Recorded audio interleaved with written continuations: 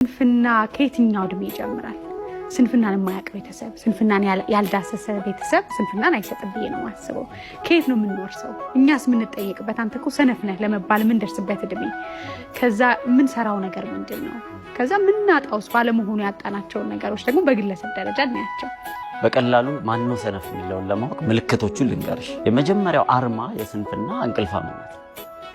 በቃ ሁሉም ሰው ታፔላውን ቢዘረጋ ስንፍና ሲባል እንቅልፋምነት ይታያል።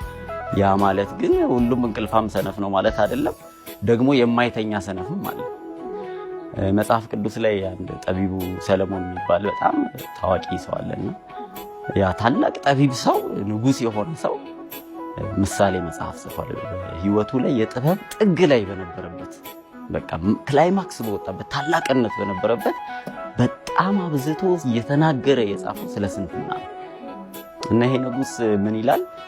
አንተ ታካች እስከ መቼ ትተኛለህ? እስከ መቼ ታንቀላፋለህ?